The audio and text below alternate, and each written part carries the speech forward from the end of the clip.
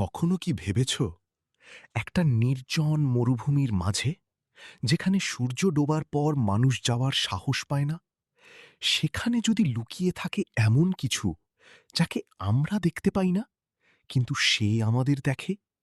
যেখানে হঠাৎ বাতাসে ফিসফিস শব্দ শোনা যায়, আর বালির ওপর পায়ের ছাপ পড়ে, কিন্তু আশেপাশে কেউ থাকে না।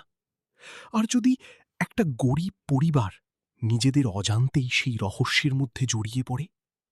এই গল্পটা শুধু ভয় পাওয়ার জন্য না, এটা একটা শিক্ষা যা তোমার বিশ্বাসকে নাড়িয়ে দেবে। শেষ পর্যন্ত দেখো, কারণ এই পরিবারের সাথে যা ঘটেছিল তা তোমার চিন্তাভাবনাই বদলে দিতে পারে। একটা ছোট মরুভূমির গ্রামের কথা, চারদিকে শুধু বালি আর নীরবতা। সেখানে থাকতো একটা গরিব পরিবার, বাবা করিম, মা আমিনা, আর তাদের ছোট ছেলে ইউসুফ। তাদের জীবন খুবই সাধারণ ছিল। কখনো খাবার থাকতো, কখনো থাকতো না। কিন্তু করিম একটা জিনিস কখনো ছাড়েনি, তার আল্লাহর উপর ভরসা। প্রতিদিন রাতে সে ইউসুফকে বলতো, বাবা, জীবন যতই কঠিন হোক, নামাজ কখনো ছাড়বি না, কারণ আল্লাহ আমাদের কখনো ভুলে যান না। একদিন করিম একটা শর্টকাট রাস্তা খুঁজে পেল মরুভূমির মধ্যে দিয়ে। এই রাস্তা দিয়ে গেলে সময় অনেক বাঁচবে। কিন্তু গ্রামের লোকজন তাকে সাবধান করল, ওই পথে যেও না, লোকজন বলে সেখানে কিছু আছে। করিম হালকা হেসে বলল, আল্লাহ না চাইলে কেউ আমাকে ক্ষতি করতে পারবে না। পরের দিন সে ওই পথেই গেল। সূর্য ডোবার সময় চারপাশ হঠাৎ খুব অদ্ভুত চুপচাপ হয়ে গেল। করিম অনুভব করল কেউ যেন তাকে দেখছে।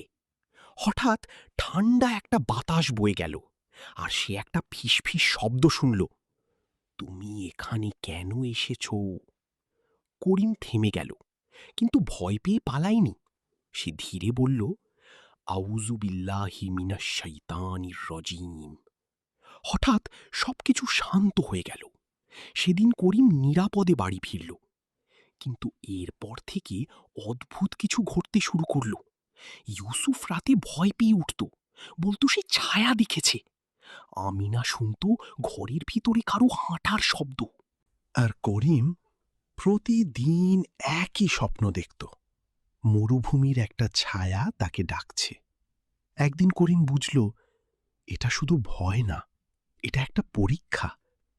সে তার পরিবারকে বলল, আজ থেকে আমরা একসাথে নামাজ পড়ব, যাই হোক না কেন।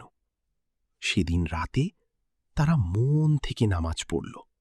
সূরা ফালাক, সূরা নাস আর আয়াতুল কুরসি পড়ল। হঠাৎ ঘরের বাতাস ভারী হয়ে গেল।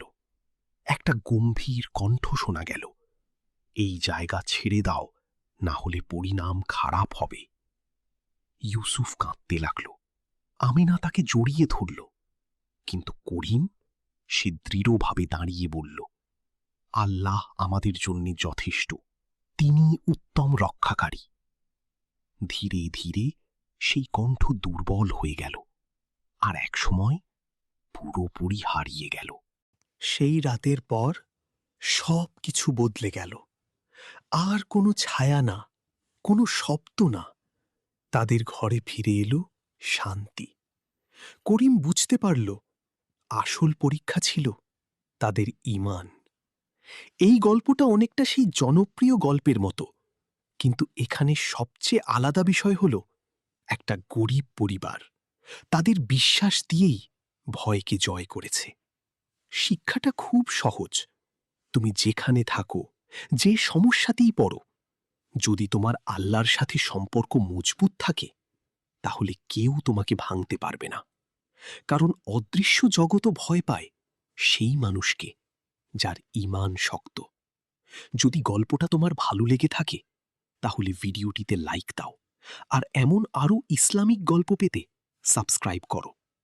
মনে রেখো, সবচেয়ে বড় শক্তি হাতে না, হৃদয়ে থাকে।